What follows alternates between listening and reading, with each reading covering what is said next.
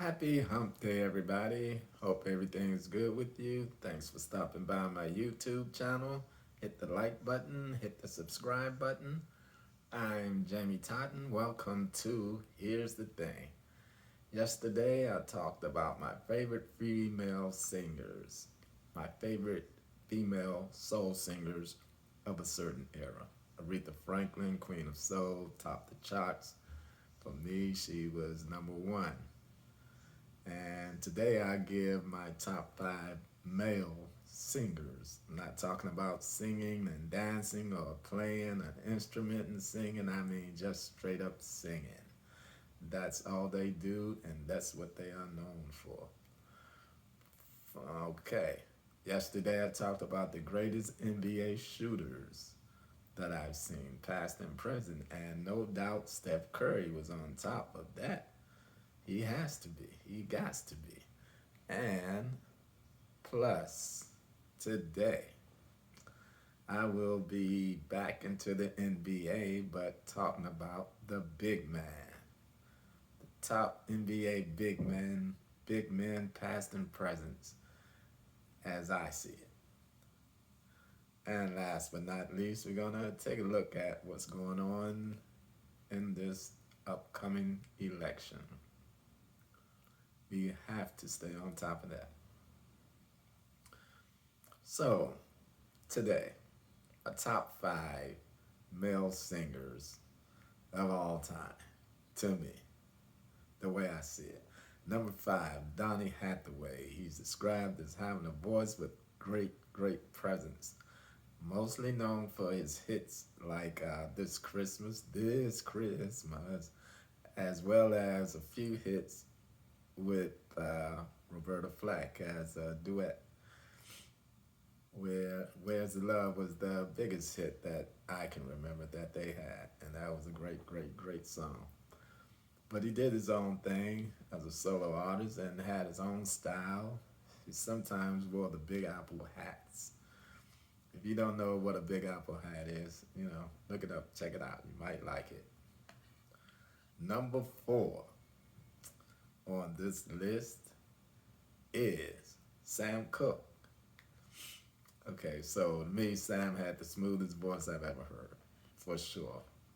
Muhammad Ali, the greatest, said he's the greatest soul singer I ever heard. That's what Ali said. And so it's hard to argue with that, though. Some people refer to Sam Cooke as the man who invented soul. And that's tough.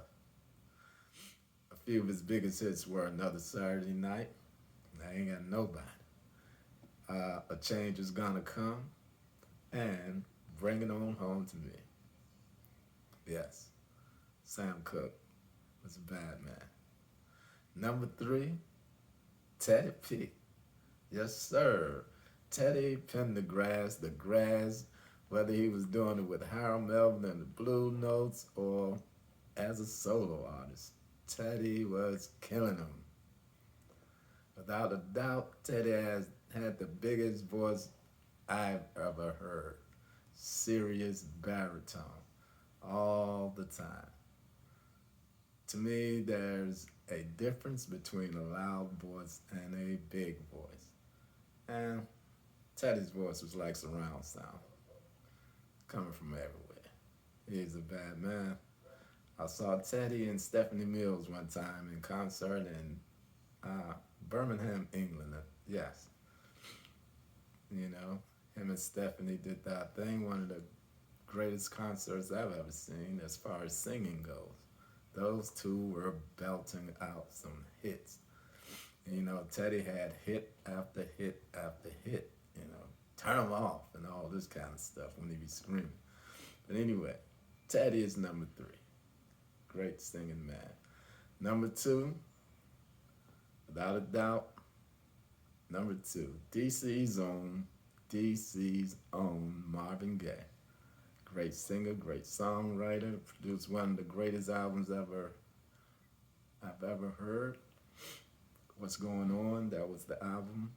He's with Motown, he had duets and hits with Diana Ross, as well as the late great Tammy Terrell.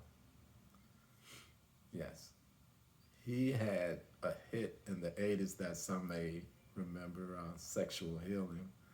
That may have been his biggest hit, and I think it was his last hit. So he's at number 2.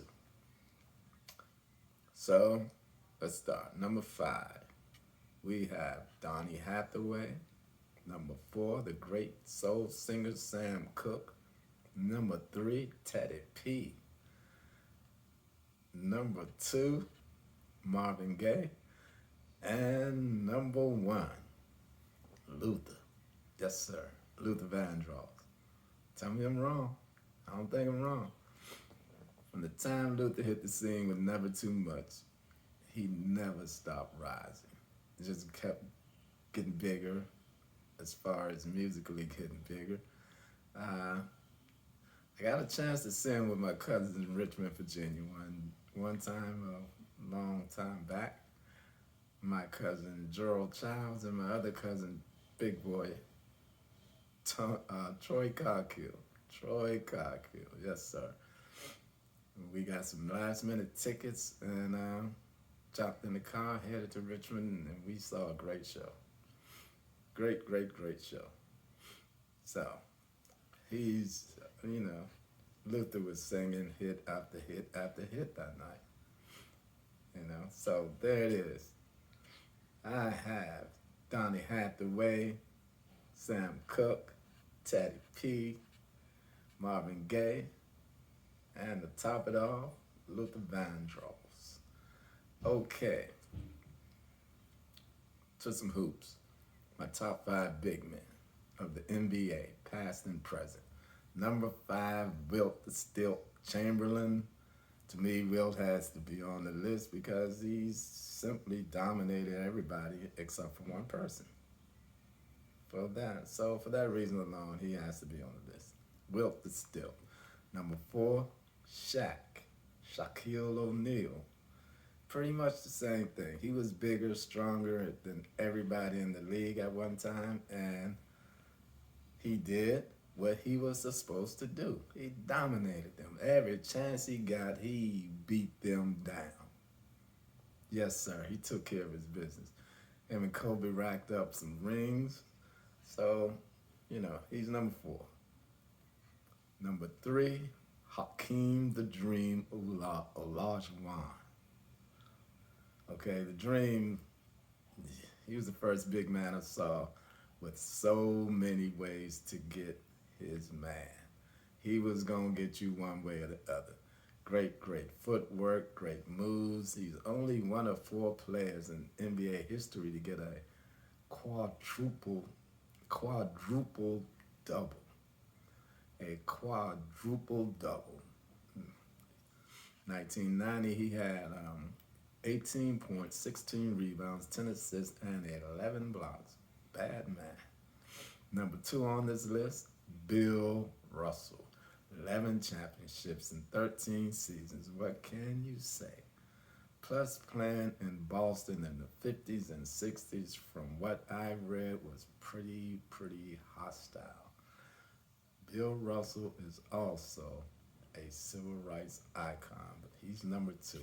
So let me run it back down to you. I have Wilt the Stilt at 5, Shaq at 4. I have Hakeem the Dream at 3, and the great Bill Russell at 2. He can't be number 1 because of this man, Kareem Abdul-Jabbar. Yes, sir. The unstoppable Kareem Abdul-Jabbar with the unstoppable shot. The sky hook. Everybody knew what was coming, but there was nothing they could do but pray he missed. And he didn't miss too many of them. I mean, scoring 38,387 points in his career. 6 rings, 6 MVPs, just a few of his accomplishments. Yes, sir. Number one, Kareem, the man. You got Wilt, you got Shaq, you got the Dream, you got Mr. Bill Russell, and topping them all, Kareem Abdul-Jabbar. Okay, little politics. Vice President Harris and Governor Walz are out in Georgia trying to get people to come out and vote. So, you know, that's what they do. That's what they need to be doing. That's what everybody needs to be working towards. One thing, to get Kamala Harris and Tim Walz into the White House.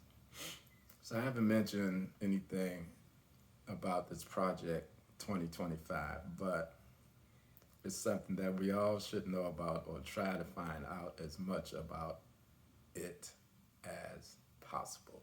It's so bad that Trump is trying to run from it. But believe me, if he gets into the White House, he will use the Project 2025 to get back at everything he figured he needs to get back at. So, no matter your background, your religious beliefs, sexual orientation, the color of your skin, etc., etc., etc., we're all going to be in the same sinking ship if these folks within this Republican Party get their way. So, you have to vote. 2025 project is no joke. Again, you need to read up on the 2025 project or Project 2025. Okay, thanks for stopping by again.